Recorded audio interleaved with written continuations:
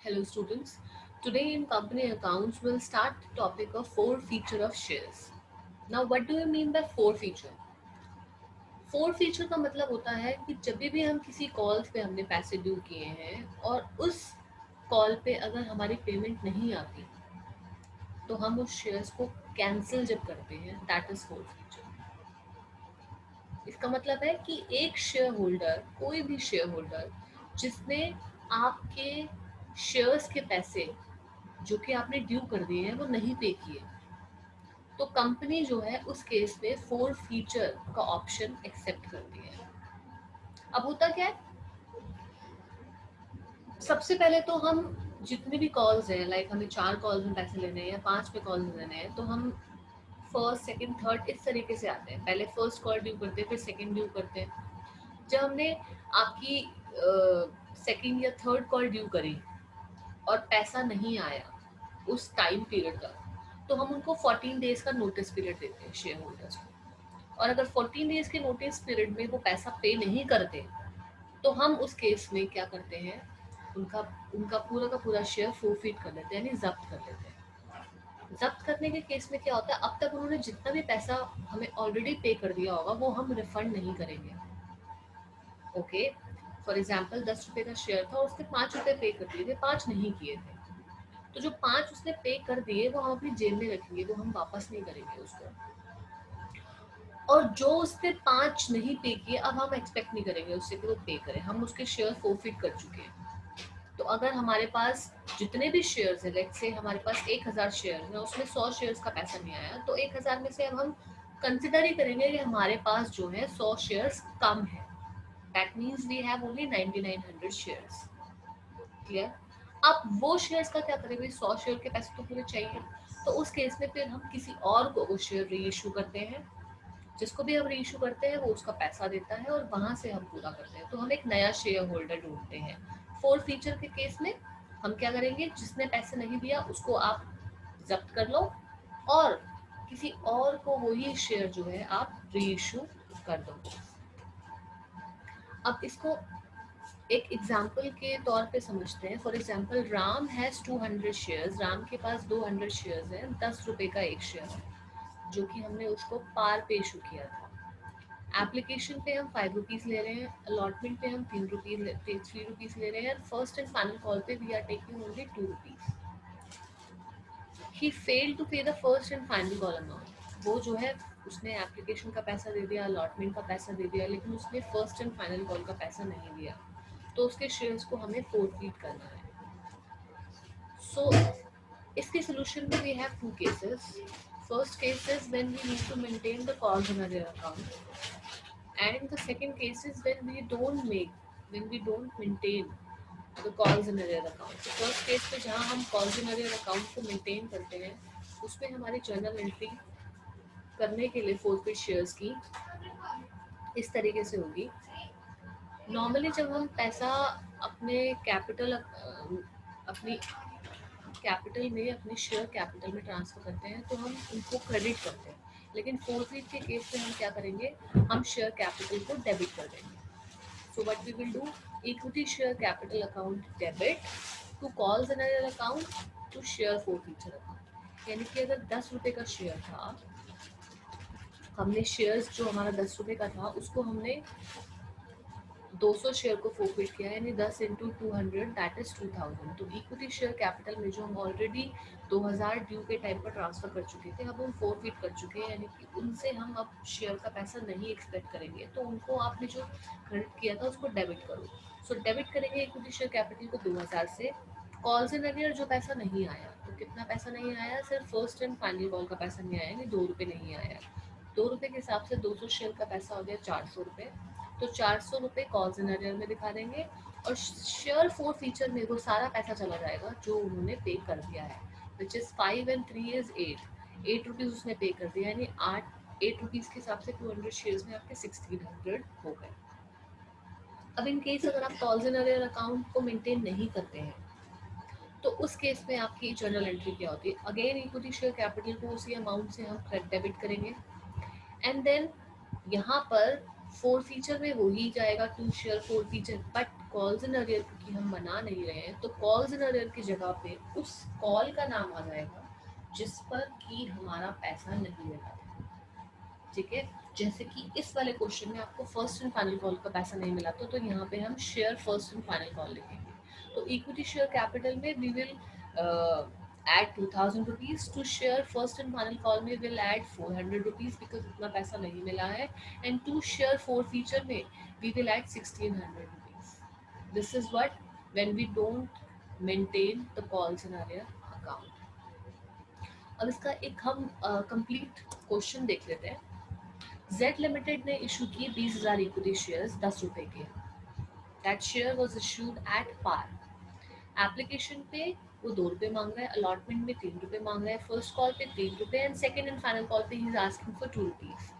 Mister Gupta जिनको 100 shares allot थे, okay, उनके केस में अब हमें उनके गुप्ता को 100 शेयर्स अलॉट थे, तो उनको हमने 3 केसेस में डिस्ट्रीब्यूट किया। तीनों केसेस की आपको जर्नल एंट्री जो है वो करनी है। तो फर्स्ट केस देखिए, फर्स्ट केस में ये है कि अगर मिस्टर गुप्ता ने अलॉटमेंट का पैसा नहीं दिया और उसके शेयर फोरफिट हो गए, तो क्या जर्नल एंट्री होगी? आपकी जर्नल एंट्री होगी इस तरीके से कि उसने अलॉटमेंट का पैसा नहीं दिया, तो मतलब एप्लीकेशन का पैसा दे दिया। ओके, एप्लीकेशन का पैसा उसने दे दिया, so only 2 rupees he has paid and 3 rupees of allotment he has not paid. So in that case हम जो जर्नल एंट्री करेंगे उसमें क्या करेंगे, सबसे पहले इक्विटी शेयर कैपिटल से डेबिट करेंगे। डेबिट जो हम करेंगे 10 रुपए का शेयर है और हमने मिस्टर गुप्ता के हर 100 शेयर है, तो हम 10 को 100 से मल्टीप्लाई नहीं करेंगे। क्यों? क्योंकि अभी तक हमने पैसा मांगा ही नहीं है। हम फोरफिट सिर्फ उतने ही अमाउंट को करते हैं जितना हमने मांग लिया होता है, जितना हमने ड्यू कर दिया होता है। तो अभी तक हमने जैसे ही अलॉटमेंट ड्यू की थी, उसको उसका पैसा नहीं आया और इमीडिएटली हमने फोरफिट कर दिया। इमीडिएटली जब हमने फोरफिट कर ही दिया है, तो हमने और शेयर का पैसा तो मांगा ही नहीं है, और कॉल्स का पैसा तो मांगा नहीं है, तो हम उसमें और कॉल्स का पैसा इंक्लूड नहीं करेंगे। जब हम फोरफिट करने के टाइम पर इक्विटी शेयर कैपिटल को जब हम डेबिट करते हैं, हम सिर्फ उसी अमाउंट से करते हैं जो हमने मांग लिया। ओके, तो 100 इंटू 5 आपका 500 रुपीज से हमने डेबिट किया। टू शेयर फोर फीचर कितना पैसा दे देगा? 2 रुपए दे देगा, 200 rupees. To share allotment 300 rupees, जो कि उसने नहीं दिया था। ये कौन सा केस है? कि वो केस है जिसमें हम कॉल जनरल अकाउंट नहीं बना रहे। ओके, नाउ सेकंड केस देखते हैं। If Mr. Gupta failed to pay allotment money and on a subsequent failure to pay the first call, his shares were forfeited. अब यहाँ पे देखा कि मिस्टर गुप्ता ने अलॉटमेंट का पैसा भी नहीं दिया, हम थोड़ा वेट करा हमने उसका, हमने फर्स्ट कॉल भी ड्यू कर दी, उसने फर्स्ट कॉल का पैसा भी दिया, हमने फर्स्ट कॉल के बाद जो है फोरफिट कर दिया, हमने सेकंड कॉल का वेट नहीं किया। सो इस केस में हमने उसको फर्स्ट कॉल तक के पैसे मांग लिए, यानी हमने 8 रुपीज तक हमने मांग लिया। तो हम इसमें यहाँ पे 800 से इक्विटी शेयर कैपिटल को डेबिट करेंगे। So equity share capital account debit which is 800, to share forfeiture 200, to share allotment 300 and to first share first call 300। 200 रुपए जो दे दिए, अलॉटमेंट का 300 रुपये और फर्स्ट कॉल का 300 रुपये नहीं दे दिया। राइट, थर्ड केस है आपका जब मिस्टर गुप्ता ने फेल कर दिया फर्स्ट कॉल को and subsequent failure to pay the second and final call. उसने 2 कॉल्स नहीं दी, फर्स्ट कॉल भी नहीं दी और सेकंड एंड फाइनल कॉल भी नहीं दी। सबसे एंड में जाके उसका शेयर जो है वो हमने फोरफिट किया। तो इस केस में पूरे 10 रुपीज से उसका जो शेयर है वो फोरफिट होगा। तो 10 into 200 which is 10 into 100 which is 1000 to share forfeiture. उसने अलॉटमेंट और एप्लीकेशन का पैसा दे दिया था 5 रुपीज, तो यानी कि 500। To share first call 300, to share final call 200। Okay, this is 3 of the cases जहाँ पे हम फोरफीट करते हैं। फोर फीचर का हम एक और केस पढ़ लेते हैं जहाँ पर हम बात करते हैं कि अगर हमने प्रीमियम पे इशू किया हो। अभी तो we have issued it on par, but if in case हमने प्रीमियम पे इशू किया हो तो हम कैसे एंट्री करते हैं? सी, जब हमने प्रीमियम पे इशू किया हो, अगर कॉल्स इन अरियर आप मेंटेन कर रहे हैं, तो कॉल्स इन अरियर मेंटेन करने के टाइम पर आप जो एंट्री करेंगे, हमने जो अभी तक जो एंट्री करी थी, जब कॉल्स इन अरियर मेंटेन करते थे तो हम इस तरीके की जर्नल एंट्री करते थे कि equity share capital account debit to calls in arrear account to share forfeiture. ठीक है, ये हम करते थे अभी तक जर्नल एंट्री जो नॉर्मली हम करते थे, जो पार के केस में था। कॉल्स इन अगर हम नहीं मेंटेन करते तो हम इस तरीके से जर्नल एंट्री कर देते, equity share capital account debit to share call account to share forfeiture account, ये जर्नल एंट्री हम तक कर देते। अब देखो, लेकिन अगर आपने प्रीमियम भी इशू किया है तो आपके पास दो केसेस है। केस 1 ये बोलता है कि पहले ये चेक करो कि प्रीमियम आपको मिल गया नहीं मिल गया। मिल गया नहीं मिल गया का मतलब ये है कि जिस शेयर होल्डर के पास शेयर थे क्या उसने प्रीमियम का पैसा दे दिया। अब प्रीमियम का पैसा दिया या नहीं दिया वो तो डिपेंड करता है कि वो किस कॉल पे था। अगर वो अलॉटमेंट पे था तो अलॉटमेंट का पैसा उसने दे दिया है या नहीं दिया है। अगर वो फर्स्ट कॉल पे था तो उसने फर्स्ट कॉल का पैसा दे दिया है या नहीं दिया है।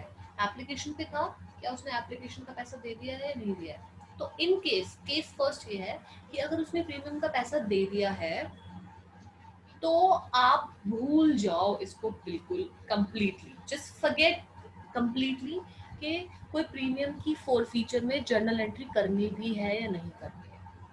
ओके, अगर प्रीमियम रिसीव हो गया है तो उसको फोर फीचर में उसकी अलग से स्पेसिफिकली जर्नल एंट्री करनी है नहीं करनी है उसको आप भूल जाओ। देखो, भूलने का मतलब क्या होता है, भूलने का मतलब ये होता है कि देखो जो पैसा आपको मिल जाता है उसको आप फोरफिट करते हो।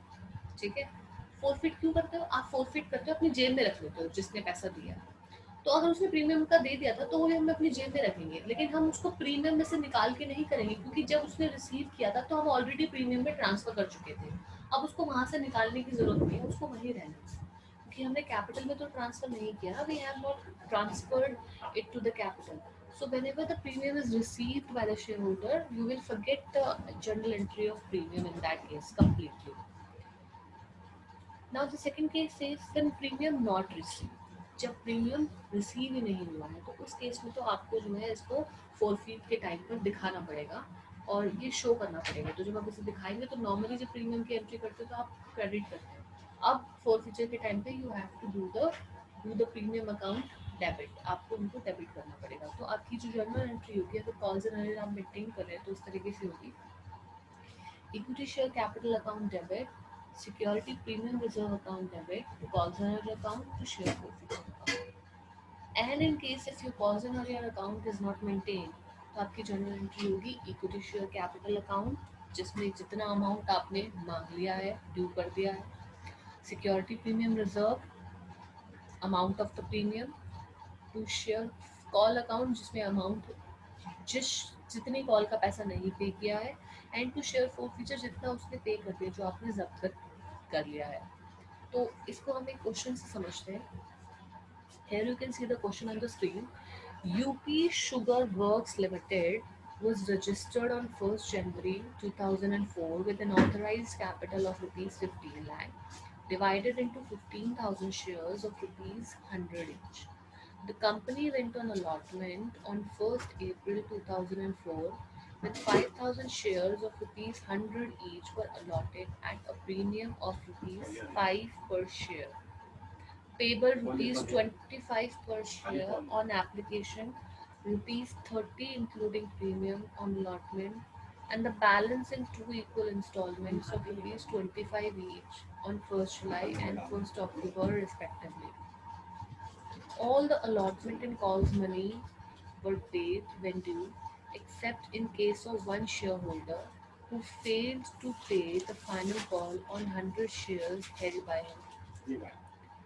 His shares were forfeited on 1st November after giving him a due notice. Show necessary entries in the books of company to record these transactions.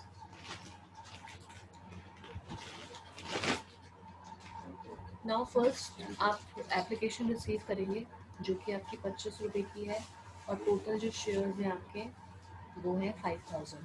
So you will receive the application amount as in bank account to share application which is 1,25,000, 1,25,000.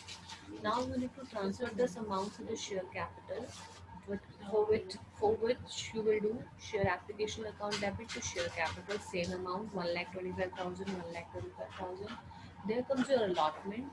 Allotment सबसे पहले due करेंगे share application to share capital 1,25,000 and 1,25,000 and sorry share allotment account debit to share capital to security premium, क्योंकि यहाँ पर हम 30 रुपये जो allotment में ले रहे हैं उसमें से 25 रुपये हम ले रहे हैं